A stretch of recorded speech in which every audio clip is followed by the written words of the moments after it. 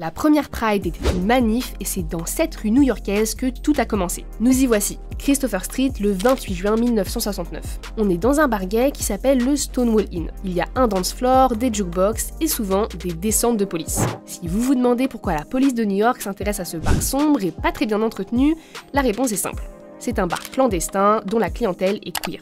Rappelez-vous, on est en 1969. L'homosexualité est encore considérée comme une maladie mentale et les relations homosexuelles sont illégales dans tous les États, sauf l'Illinois. Les personnes queer sont persécutées dans tous les aspects de leur vie et ne peuvent danser et boire que dans des bars clandestins comme le Stonewall Inn. Comme beaucoup de bars gays, ce dernier appartient à la mafia italienne, qui verse des pots de vin à la police pour ne pas qu'elle y fasse des descentes. C'est pourtant ce qu'il s'est passé ce 28 juin. La police fait irruption dans le bar quelques jours seulement après la descente précédente et sans prévenir la mafia. Ils arrêtent des clients accusés de se travestir et des employés pour avoir vendu de l'alcool sans autorisation. C'est la goutte de trop. En colère face au harcèlement policier, les clients du bar et les habitants du quartier ripostent en jetant des objets sur la police. S'ensuivent plusieurs jours d'émeutes nommées les Stonewall Riots qui font des blessés du côté de la police et des manifestants. Parmi les participants, il y avait aussi des drag queens et des femmes trans racisées telles que Marsha P. Johnson, activiste historique du mouvement LGBT+.